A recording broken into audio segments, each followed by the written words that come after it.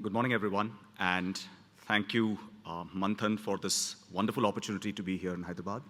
And thanks to all of you for showing up in such large numbers. It's, as academics, you're usually used to talking in seminars where you have 10, 15 people, so to see such a large audience is a privilege in itself.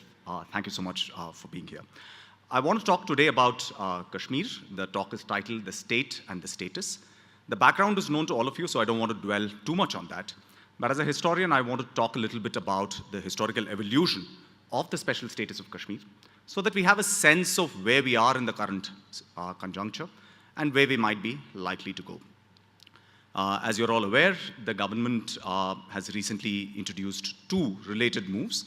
The first was to more or less nullify Article 370 of the Indian Constitution, which granted special status to the state of Jammu and Kashmir. I use the word nullify because the article still stands. It has not been removed. It has just been reduced to a shell. Along with it, the government has also moved legislation to bifurcate the state into two union territories. Yeah? So the state itself will be reduced to two different union territories by the end of this month. So that is where we are. And what has been interesting to me as a student of history is how, both at the time when these issues were tabled and discussed in Parliament, and subsequently, the history of the Kashmir dispute has been invoked in order to justify, to legitimize these moves as being absolutely necessary. That, in a sense, these moves are more or less mandated because of the historical constraints that we have inherited on the Kashmir dispute. One particular issue that I want to touch upon today is this claim that Article 370 in some ways was instrumental in fostering separatism and indeed in insurgency and terrorism in the state of Jammu and Kashmir. And I think this is a very important point because the claim which is now being made, and there are a set of related claims, I'll come to them towards the end of my talk, but one very strong one is that doing away with Article 370 in some ways positions us better to deal with the problem of separatism, of insurgency and violence in the state of Jammu and Kashmir. So I want to talk really about four different sets of issues. The first is to give you a little bit of background to the Kashmir issue itself, about how Article 370 really came into being. The second thing I want to talk about is how Article 370 worked in practice. And here I really want to emphasize the point that even before the current set of moves were made, Article 370 has been more or less a dead letter in the state of Jammu and Kashmir. The third thing I want to talk about is how all of this relates to the political history of the state itself. Because the history of the Kashmir issue is not just about Article 370, it relates to other things. And I want to talk about some of those. And then we'll finish by coming back to the questions with which I began, which is to say, do these recent moves really position us very well in order to deal with the problems that we are currently facing? So let's start with the historical background to Article 370. Perhaps the best starting point is to recall that British India, or what used to be called the British Raj, really was comprised of two different kinds of governance setups.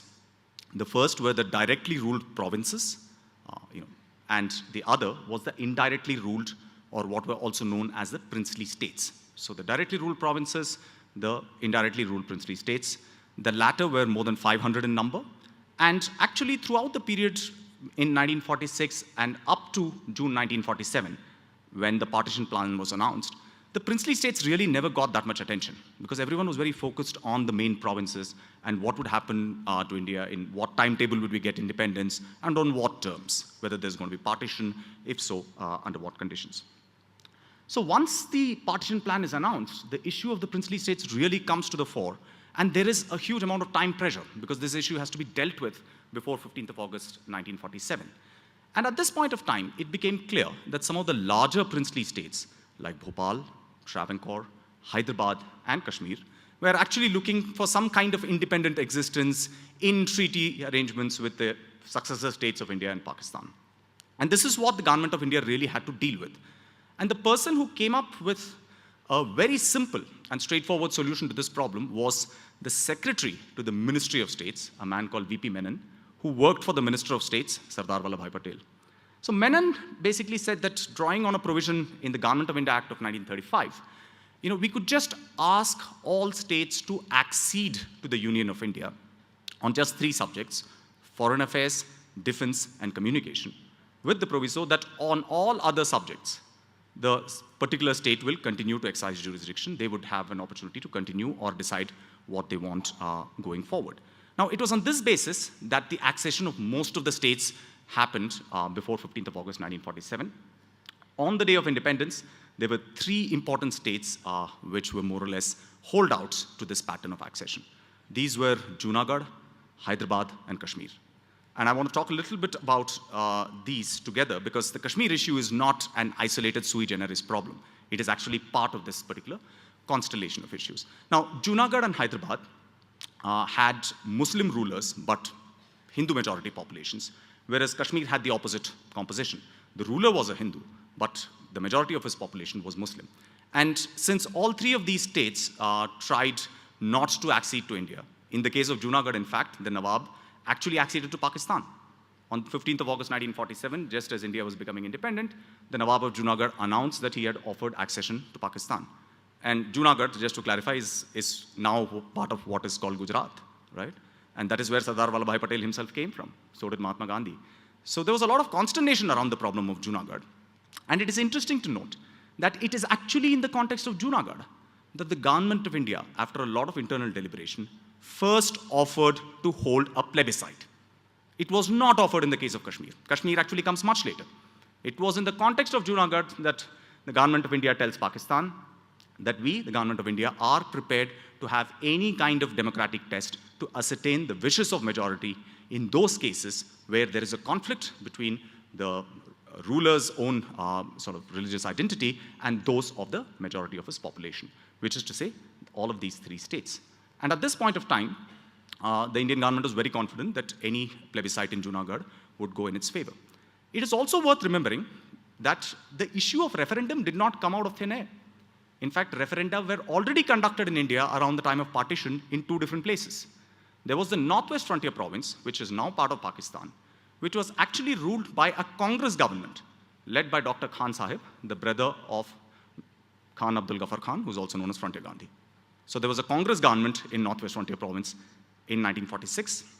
So a referendum had to be held, and the province went with Pakistan. Similarly, there was a Muslim majority district in the state province of Assam, which was known as the Sylhet district, where again, because of its anomalous religious composition with respect to rest of the province, a referendum was held in Sylhet, and Sylhet went to Pakistan. It became part of East Pakistan, and now is part of Bangladesh. Right? So the idea of referendum was there. It was not something that was invented for Kashmir. In fact, it was not even conceived in the first instance for Kashmir. And the question of a referendum for Kashmir came up when Pakistan forced the Maharaja's hand by sending in tribal invaders into Kashmir in October 1947, which then forced the Maharaja to turn to India for assistance, for which he offered accession. And at the time of accepting the accession, the government of India reiterated its commitment to holding a plebiscite in order to ascertain the wishes of the people. Now, as I said, this was for all the three cases.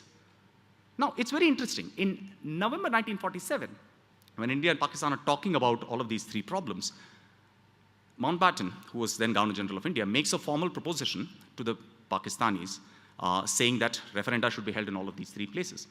And Muhammad Ali Jinnah, who's the Governor of Pakistan, Governor General of Pakistan, actually shoots it down. He says there is no need for a referendum of any kind. He says, let's just exchange Junagadh for Kashmir. You take Junagadh, we take Kashmir. As far as Hyderabad is concerned, he wants to be independent, let him deal with Government of India separately.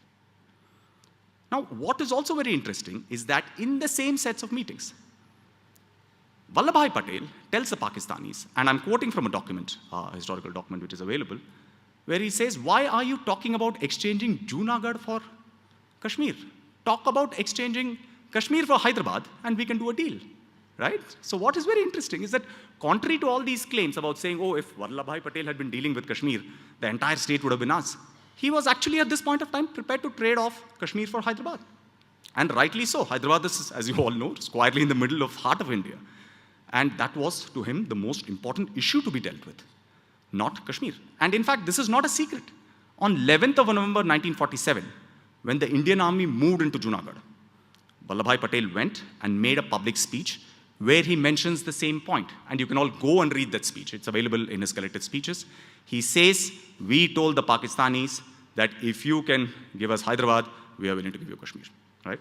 So that should put rest to some of this sort of notion currently prevailing, that the problem of Kashmir basically would have never happened if people like, Vallabhbhai Patel were in charge. Actually, that's not at all the case. The context was very different. The considerations were very different.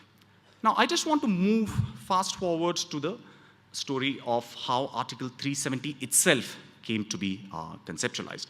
But before doing that, I think I just want to talk a little bit about a couple of more issues which are relevant by way of background. The first is the decision to refer the the Kashmir issue to the United Nations, which happens in December 1947. Now again, this is an issue for which Jawaharlal Nehru is, at least in the narratives that are now current, held almost singularly responsible. Now what we know from the historical record is that actually Nehru himself was very averse to taking the issue up to the United Nations. The greatest proponent of this idea was Lord Mountbatten. And the context to it was strategic rather than political. What had happened is that the Indian army had flown into Kashmir in October 1947, but India had very little by way of land or other communications in Kashmir. So the army was not able to build up in very quick order. They were not really able to push the tribals much further, let alone trying to recover those areas which we now call Pakistan-occupied Kashmir, or the northern areas, right, Gilgit-Baltistan. So what happened was that the Indian army and the chiefs came up with a proposal. They said the best way militarily to deal with this problem is actually to strike at the basis from which these invaders are operating. And in order to do that, we will have to attack the Pakistani part of Punjab. Now that effectively meant a declaration of war against Pakistan. More importantly, it meant carrying out military operations in Punjab, which was still reeling from the extraordinary violence of partition. Close to 1 million people had been killed. At least a couple of million more were forced out of their homes because of ethnic cleansing in both directions. Punjab was a communal cauldron. In that context, the government of India rightly felt that if we decide to attack, it is going to lead to another round of huge violence between Hindus, Muslims, and Sikhs, and that is not something that we wanted. It was in this context that the government of India actually decided that it is a lesser evil, really, to take this issue to the UN and ask them to get Pakistan to back off. Of course, things did not play out that way, but there is no reason to assume that these decisions would have somehow been different had Jawaharlal Nehru not been in place. It's very interesting. One of the people who was in the Indian cabinet at that point of time was Dr. Syama Prasad Mukherjee. Syama Prasad Mukherjee later became the founder of the Janasangh, which is the precursor to the Bharatiya Janata Party. And the Janasangh was actually founded on one of the first sort of founding charter demands was the revocation of the special status of the state of Kashmir. So in 1952, when these issues were being discussed, Syama Prasad Mukherjee is asked in a parliamentary debate, and this is again online, you can just go and check the parliamentary debates online. He said, listen, you're saying all these things today about Kashmir, but weren't you a party to the decision to take this to the United Nations? Now it's very interesting. Syama Prasad Mukherjee says, yes, I was. The cabinet discussed it, it was a collective decision, we took it. I have no reason to back off from all of those things, right? Which only goes to remind us that people like Syama Prasad Mukherjee had a certain fidelity to historical facts, which our current WhatsApp universities don't. Yeah? Okay, so let's look at Article 370 itself and what happens. The sequence of events is as follows. The Maharaja of Jammu and Kashmir accedes to the Union of India in October 1947. The instrument of accession specifies only 3 issues: foreign affairs, defense, and communication. In March 1948, the Maharaja appoints an interim government, which is led by Sheikh Muhammad Abdullah, who is the stalwart leader of the Kashmiris at that point of time. The interim government is also tasked with convening an assembly, a constituent assembly, to frame the constitution for the state of Jammu and Kashmir. Now, because they had only acceded on 3 subjects, they had all the right to form their own constitution and decide what else they wanted to do. Concurrently, Sheikh Abdullah and 3 of his colleagues joined the Constituent Assembly of India in order to negotiate what the constitutional relationship between the constitution that was being drawn up for India and the state of Jammu and Kashmir should be, right? So this is an attempt to reconcile these kinds of imperatives. And again, before we get into these negotiations and the enactment of Article 370, it is worth pointing out that contrary to what is being claimed today, Sardar Patel was actually the architect of Article 370. The very first meeting between Sheikh Abdullah and his Kashmiri colleagues and leaders of the Indian National Congress who were in the Constituent Assembly happens in Sardar Vallabhbhai Patel's house on 15th and 16th May 1949. Jawaharlal Nehru is present in these meetings. The entire subsequent 5 months of negotiations between the two sides, which then goes on to the framing of Article 370, which in draft in the Constitution was Article 306A, was led by a person called N. Gopalaswamy Iyengar, who was a Diwan of the state of Kashmir, who knew the state really well, and who was, at that point of time, a minister without portfolio in the cabinet of the government of India. And in fact, it's very interesting. At the end of these 5 months of negotiations, when the outlines of what would come out to be Article 370 had been decided, N.G. Iyengar writes a letter to Sardar Vallabhbhai Patel. Again, that letter is in the public domain. You can go and look at Sardar Patel's correspondence, where he says, "Will you please let Jawaharlal ji know directly that all these provisions are acceptable to you? Only after you agree will Jawaharlal ji issue a letter to Sheikh Abdullah that we can go ahead."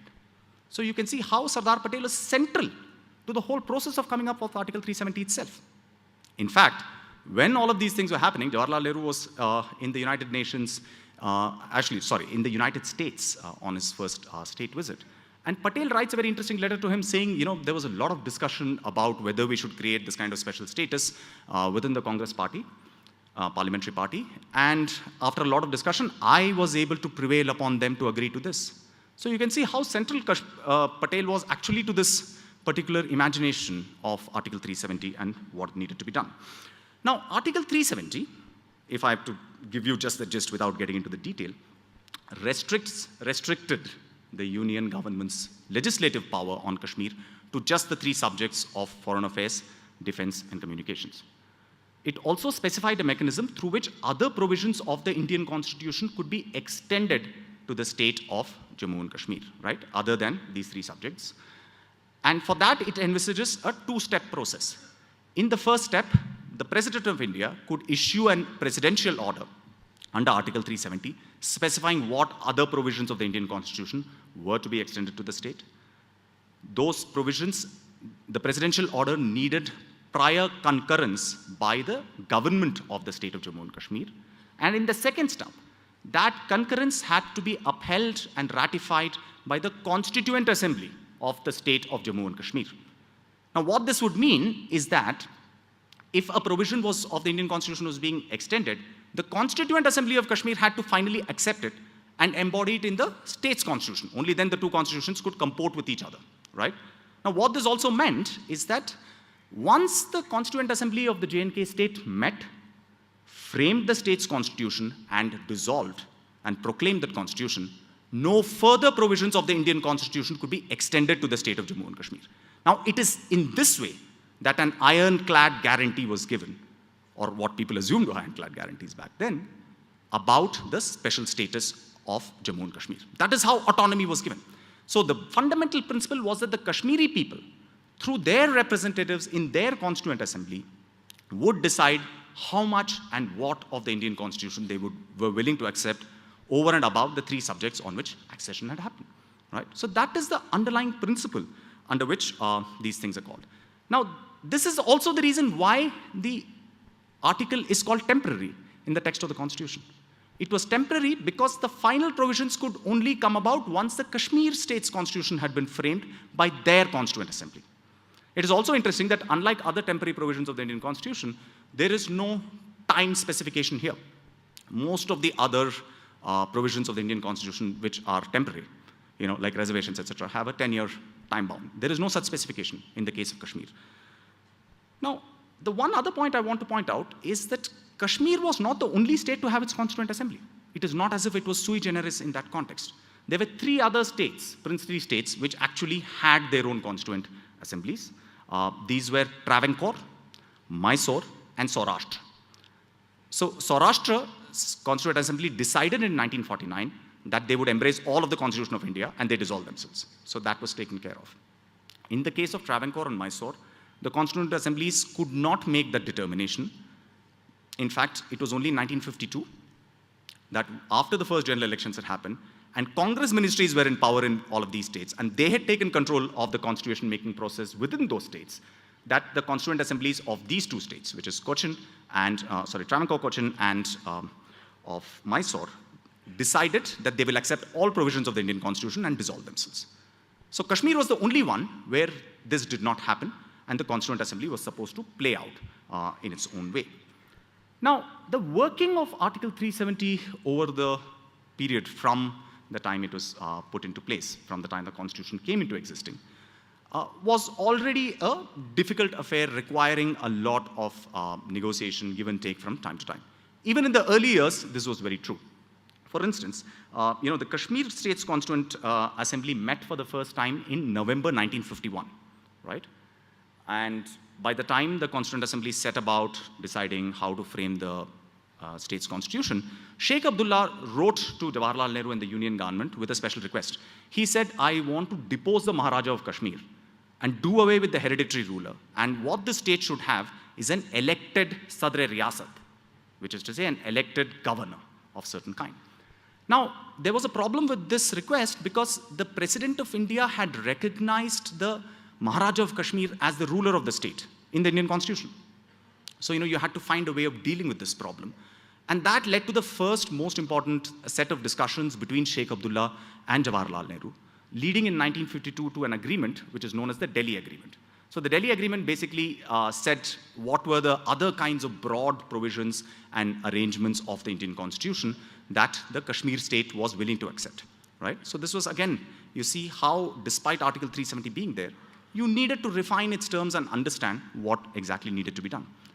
Now, when the Delhi Agreement is concluded, Jawaharlal Nehru is supposed to have said to Sheikh Abdullah, famously, that Sheikh Sahab, we will ensure that India will bind Kashmir through chains of gold. I think that statement is both promising and ominous in the way that it played out.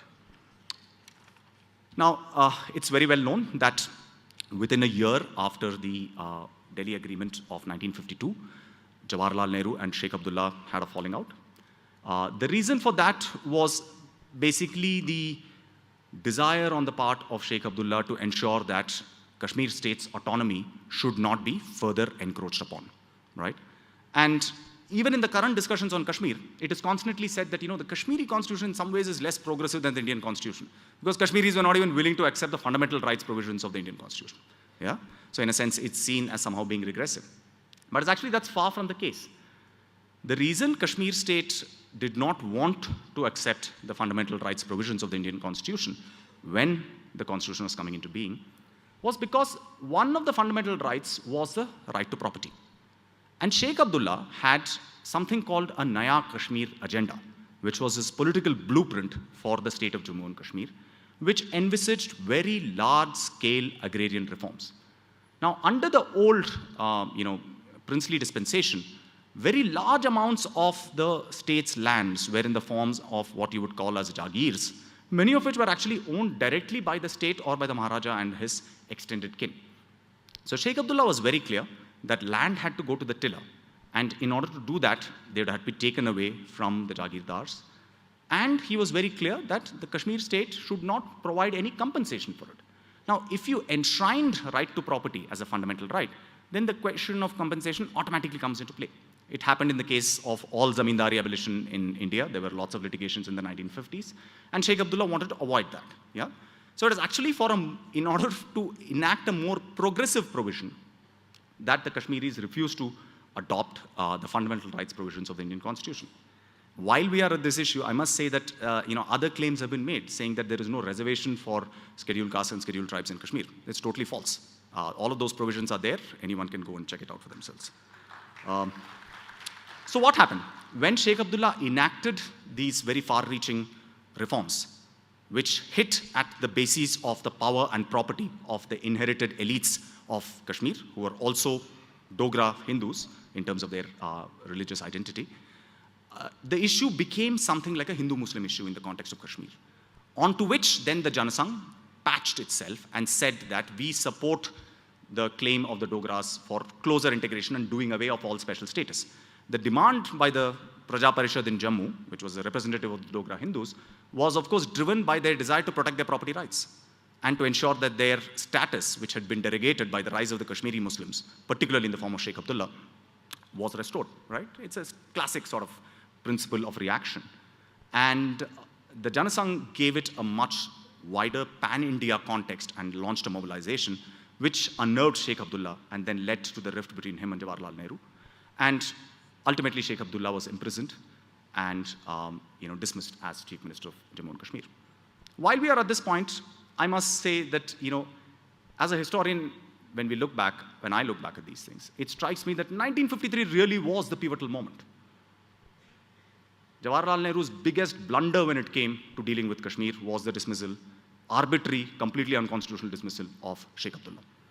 Nehru at that point of time said in Parliament that it was done by people on the ground.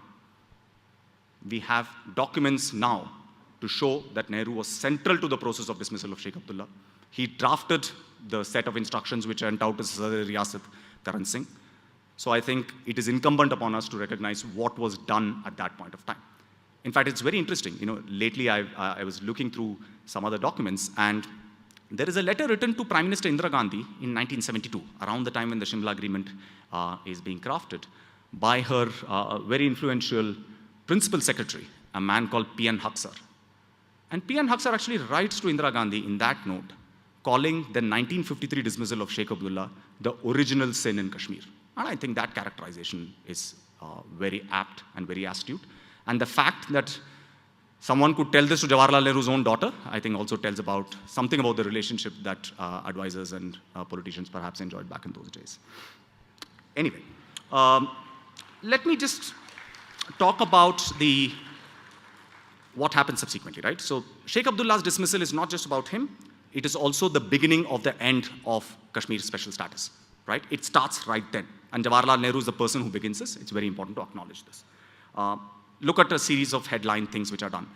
So in 1954, there is a big omnibus presidential order which extends several provisions of the Indian Constitution.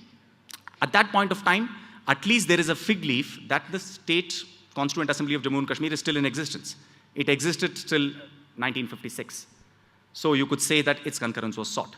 But even after the State Constituent Assembly met, dissolved, promulgated the Constitution, provisions of the Indian Constitution kept on being extended to the state using presidential orders under Article 370. Now, this is totally antithetical to the spirit of the article, which was that the Kashmir Constitution should decide finally, once and for all, what needed to go in, right?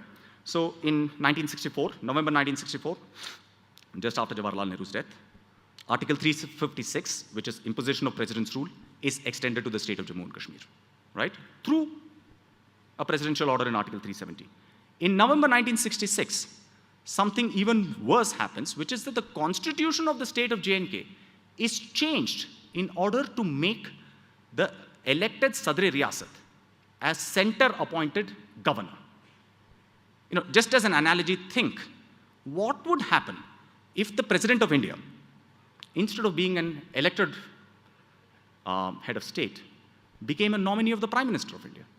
Would that leave our political system exactly intact? It won't, right? And that is exactly what was done to the state of Jammu and Kashmir. What does it tell you about what autonomy meant for that state at that point of time? July 1975. A presidential order is issued during the emergency by Prime Minister Indira Gandhi's government when Sheikh Abdullah is brought back, which says that the state legislature and its powers over defining the role of the governor were absolutely curbed. So the governor becomes even more of a central government appointee than he ever was. July 1986, another egregious moment in the special status of Jammu and Kashmir. Article 249 of the Indian Constitution, which basically is about allowing Parliament to legislate on subjects on the state list, so to speak, right? So Article 249 is extended to the state of Jammu and Kashmir through a presidential order at a time when there is no government in the state. You have governor's rule, and then Governor Jagmohan gives his concurrence. That is the precedent for what is happening today, which is that you don't need a government. All you have is a governor, there is a state under presidential rule, and his assent is supposed to be enough and stand in for the concurrence which is given by a state government. Now, all of this is fundamentally constitutionally dubious because Article 370 was only about extending other provisions of the Indian Constitution to the state of J&K. how could the same article be used to change the constitution of that state itself? It just doesn't work. But in practice it has worked because the Supreme Court of India has upheld these things. There were 3 important cases. Premnath Call in 1959, the one case where the Supreme Court actually took the correct view. They said there is a limitation on what can be done once the Constituent Assembly meets and dissolves. After that, you cannot extend. But on 2 other occasions, Sampat Prakash in 1968 and Makbul Damnu in 1972, the Supreme Court took the contrary view. They said that the state legislature can stand in for the Constituent Assembly of the state. Again, I'm not a constitutional lawyer. We have Menaka and others speaking later today. I'll defer to them. But it just strikes me that to equate a state legislature with a constitution-making body is a fundamental travesty. Anyway, so all of this, in a sense, even before the current moves to nullify Article 370 were done, Article 370 has been reduced to a husk. In a sense, you could say it is long dead and now buried. Even before the Article 370 was done away with in this fashion, more than 3/4 of the Indian Constitution provisions were applicable to the state. And all of them were done in this way, so there is a great contribution of every government of the Government of India to this process. There is a great contribution made by the Supreme Court of India to upholding the evisceration of Article 370 and the autonomy of the state of Jammu and Kashmir. Now, the reality is that the Government of India not just sought to do this, but they have always wanted to give some kind of a political veneer to these kinds of things, right? So in 1975, when, as I said, one of those orders is passed, Indira Gandhi actually brings Sheikh Abdullah back into government. Sheikh Abdullah comes back as a result of something called the Beg Parthasarthi Accords. It's a political accord signed between Sheikh Abdullah and Indira Gandhi. She rehabilitates him politically in the state and says that now you have to work on these terms. It's very interesting. On the morning when Sheikh Abdullah is supposed to be sworn in, there are news of massive protests happening all across the state of Jammu and Kashmir. People are saying that Sheikh Saab has sold Kashmir down the drain. And Sheikh Abdullah actually refuses to go for a swearing in. He says, listen, I'm not going to do this. Let's just wait till things calm down. Yeah? And from there on, for the next 2 years, he's actually very, very careful to distance himself from the Congress party in the state of J&K, as well as the central government, even though an emergency is on. In fact, at that point of time, we have none less than former Prime Minister Inder Kumar Gujral on authority as telling us that in October 1976, Indira Gandhi actually told him in a meeting that Sheikh Abdullah, quote unquote, had become a pain in the neck and that she actually wanted to dismiss him, right?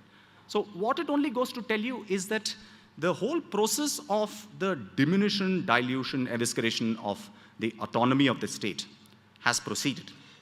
And all along, successive governments of India have tried to get political dispensations in place which would somehow uphold and run with this. But even stalwart leaders like Sheikh Abdullah could never manage to give an imprimatur to these kinds of arrangements when the real autonomy of the state was being hollowed out. So that, I think, is the first point that we need to recall, because a number of reasons are being given for why this nullification happened. And I just want to talk a little bit about them. The first is that there was an incomplete integration of the state of Jammu and Kashmir with the rest of India, and this current move actually fosters that. Now, I think this is a political, ideological position, which, as I said, the Janasangh has espoused almost from the day it was created. And I will give them full marks for consistency on this issue all throughout. And no, I'm not being facetious. I'm genuinely saying that. You have to say that as a political force, they have stood for it. And as several BJP leaders have pointed out, if they do not do it now, when will they do it? I think it's a fair question. I think we should concede that point. So that's the first thing, right? But there is a second question of saying that what does incomplete integration mean? Because what the current attempt and attempts in the past are really about is to say that we need a nation state which is not just united in the sense of being one unified entity, but it's also homogeneous. Now that cuts against the fundamental vision of the Indian Constitution, which has always catered for lots of asymmetries, right? Those who get excited about Article 370, please go and read Article 371, which makes similar kinds of asymmetric provisions for a number of other states in India, including states which are still in existence, right? So the asymmetric character of Indian Constitution reflected a certain vision of the Indian polity, as being united in its diversities. And there was a sense that if you needed to keep such a pluralist system together, you needed to have that flexibility. The current move is an attempt to show that to be wrong. We'll see how it works out. The second thing is about saying that, listen, we need a new political class to emerge in Kashmir. Kashmir has been hostage to a set of 3 families which have been very corrupt, etc., and that we need to create a new class of political leaders. And the attempt to, by bringing the state down to union territory status, in effect, you're hoping that this new class will now focus on regaining statehood rather than talking about things like autonomy, etc., right? Panchayat elections have already been announced in the state of J&K. So again, as I said, there have been various attempts in the past to mold the politics of Kashmir in order to fit with the central government's desire to do away with the autonomy of the state. And even very, very tall leaders in the state, like Sheikh Abdullah, have never been able to deliver on that. So what we have to think about today is, at a time when all the pro-India leaders have been discredited at one stroke, are we really going to have a group of new leaders who can hold the state and make a case why being with India is better for them and still command popular support? Going by the historical record, I'd say that's a tall order.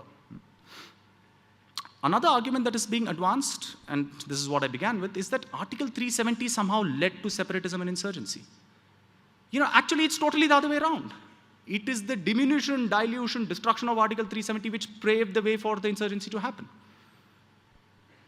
We now know that the first springs of the insurgency in Kashmir began in late 70s directly as a result of Sheikh Abdullah's deal with Indira Gandhi, because Kashmiris felt that there was nothing to be gained by staying with India. The arbitrary dismissal of Farooq Abdullah's government, the rigging of the 1987 elections, all of which set the stage for separatism and insurgency and violence in this, right? So far from Article 370 somehow being the cause, it is actually the successive governments' attempts to dilute Article 370 and make it a hollow shell, which is what led to the rise of insurgency. So if you're trying to solve for the problem of insurgency, frankly, this is not the right thing to do. This might well exacerbate the problem and prove us in other ways. The third argument which is made is that Kashmir's development has been held back because of Article 370. Because people were prohibited from acquiring land. There is something else called Article 35A, which has also been in the news, which allows, which has various kinds of restrictions on non-state domiciles buying property. In the first instance, those kinds of provisions exist for many other states. In the second place, if investment is to happen in Kashmir, you need peace, security, and stability to come in the first place. If we are not going to have peace, security, and stability, believe me, Indian capital is not going to go to Kashmir. Capitalism can do many things, but nationalism cannot balance out your books. And that is something that we need to remember. Yeah? And all I'll say is that, forget Kashmir, you look at a state like West Bengal, where there has been a drought in terms of investment by Indian capital over the last 30 years. And ask yourself, why has that happened? So this idea that tomorrow, once Article 370 has been done, investors are going to go flocking into Kashmir, at least to me, seems totally pie in the sky. The fundamental prerequisite is peace and stability. And that can only come if the people are with us. If we are going to get into another renewed bout of violence and a cycle of violence, which to me seems eminently possible, because the playing field is now open for Pakistan to meddle, to support more violence in the state. It is not clear to me that that argument about investment, etc., is going to make up. And the last point which I want to make, I don't want to dwell too much on it, I'm not an expert on the Indian Constitution, is what all of this really means for Indian federalism as a whole, right? As I said, to reduce a state to union territory status and bifurcate it when there is no state legislature in place goes against every provision of the Indian Constitution for how states are to be divided. Now, I'd imagine this would create all kinds of terrible precedents for us in the future. Imagine, look forward into the future, you have a very different government in the central government, which says that, a state like Tamil Nadu, and I'm giving Tamil Nadu only as an example because I'm a Tamil, and also because Tamil Nadu has not had any so-called national party in power since 1967, right? Let's say a future government decides that the state of Tamil Nadu is politically very difficult for us to break into. So what do? Hey, there is a precedent, right? Put it under governor's rule for, president's rule for a year, get the governor's concurrence, reduce it to union territories, right? Fantastic solution. I'd imagine, only because every precedent that has been made, the way that Article 356 has been abused in the past, creates conditions for future abuses. So I really wonder about what this is going to mean for us as a federal polity, a polity which is there, right? So let me just finish by saying that Kashmir is at a very crucial juncture in its history. And at this point of time, I think it is important for us to understand its real history, rather than swallowing myths, facile arguments, and propaganda. Now, historians are not the best people to talk about the future, because our professional concern is with the past. So what I'll say is that, we may well be on the cusp of a great new dawn in Kashmir. I'm willing to concede it. My ability to see the future is as good or bad as the next person's. But if anyone assumes that that vision of the future, that rosy vision of the future, is somehow backed by the history of the Kashmir state, then they are totally and absolutely wrong. Thank you.